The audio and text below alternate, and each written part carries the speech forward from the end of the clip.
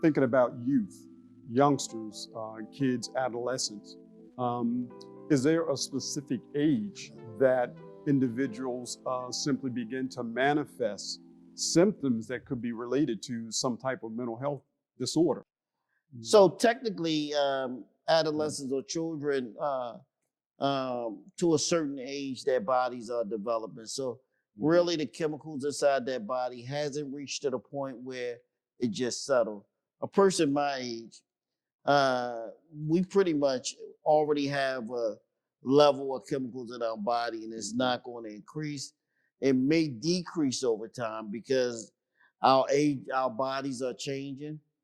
But children, on the other hand, because the chemicals in their body are fluctuating, they're trying to get to a normal state. It's hard to determine who would need medication for a disorder. One of my principles is that I won't start or I won't suggest in the beginning that a client that's at a certain age receive medication. Mm-hmm. And there's one medication. So just when you talk about the chemical imbalance, there's one medication in particular that people give to seniors. Okay. So Ritalin really is like a speed. It's an upper, right? But based on your but based on your body's metabolism, it can act differently. So when you have a child that is taking the medication such as Ritalin, which is really a stimulant, it acts in reverse on a person that has a high metabolism. Wow. So it slows that person down. So listen to this. So let me explain to you tolerance real fast. So what happens is your body produces a certain level of a chemical, right? Okay. And when you put a chemical inside your body that acts as the same, your body doesn't know the difference. It just says that you are producing too much of this chemical. The body tells your brain to slow down that process of you actually producing this chemical. What would start to happen is the chemical like Ritalin will be inside your body and it takes the place of that chemical. So your body becomes dependent on Ritalin. Wow. So when you don't have the Ritalin, the symptoms that you display really are withdrawal symptoms. That we're going to say that they are withdrawal symptoms because you have lack of that medication inside your body. Now listen to this. My biggest issue with giving somebody Ritalin at a young age is that the older they get, the more dependent they become on the medication.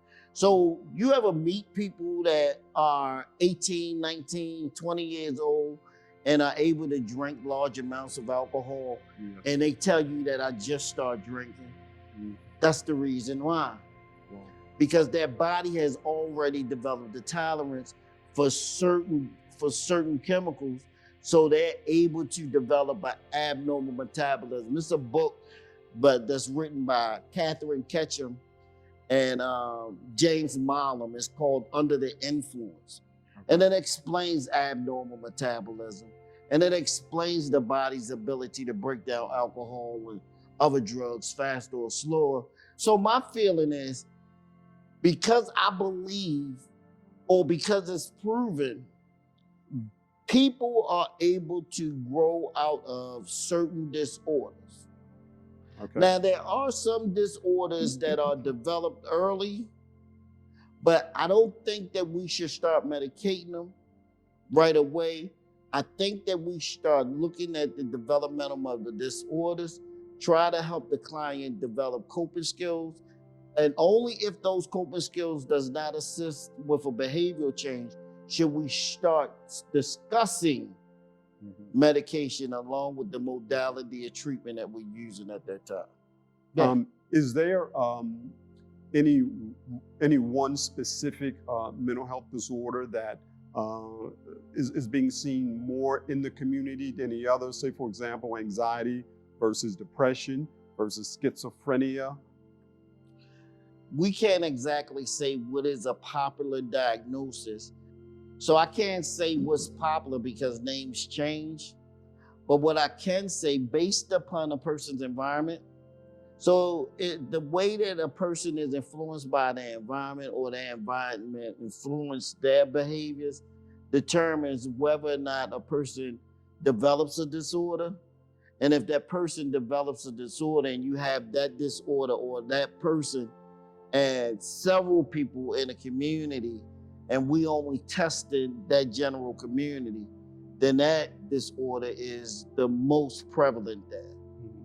Baltimore is the heroin capital because you have more heroin addicts here per capita compared to somewhere where cocaine is a more popular drug.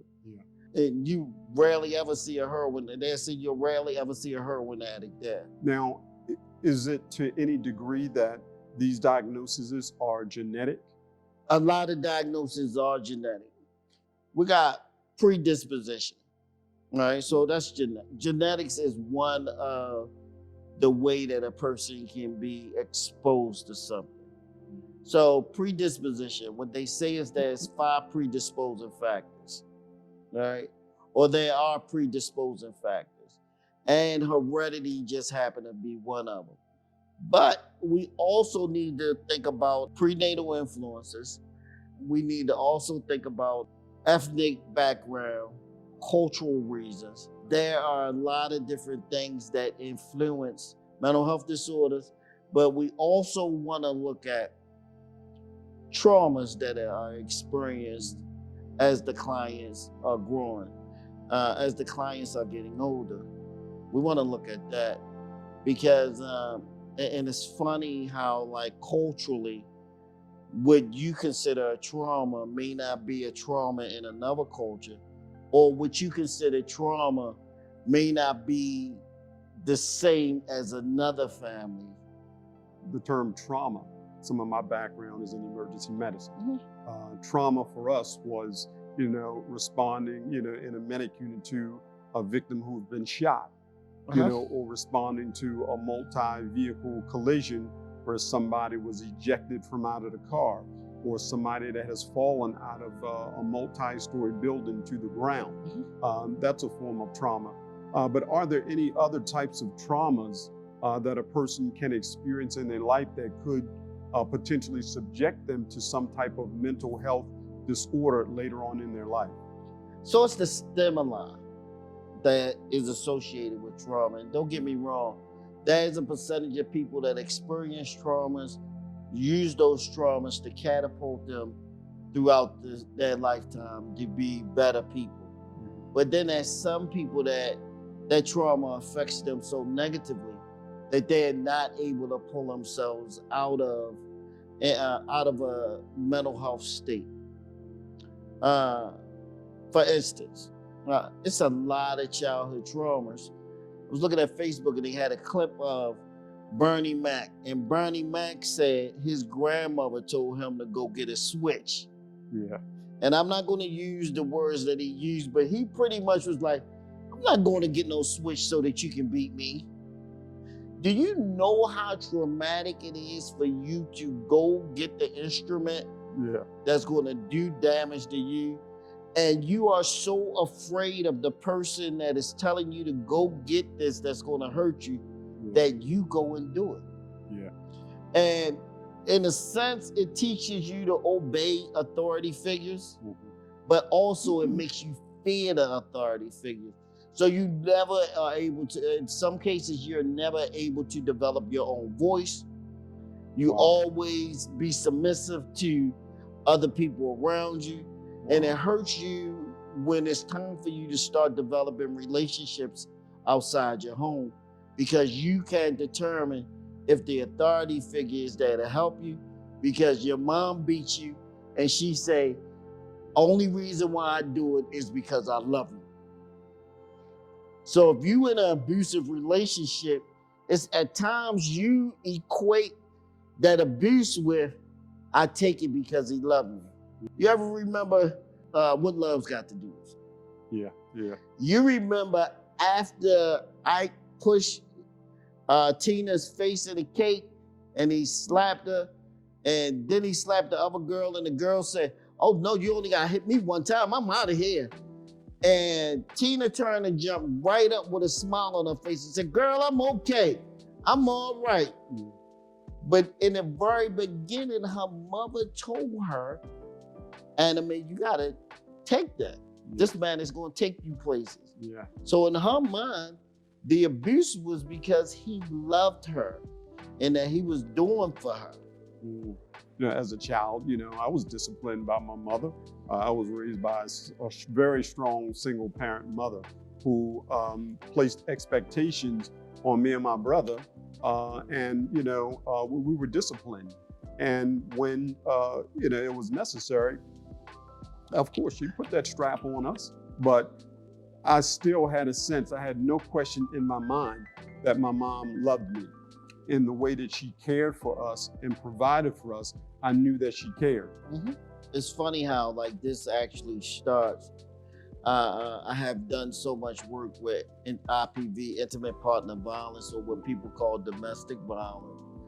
And culturally, what it looks like is that, statistic-wise, what it talks about is that African-American women are the least likely to actually call the police when they are physically, sexually, or verbally abused. Wow. And the reason why is because the fear that something may happen to their spouse is greater than the fear of their spouse doing something that's going to hurt them. It's just, but we don't look at how this trauma affects everyone around us.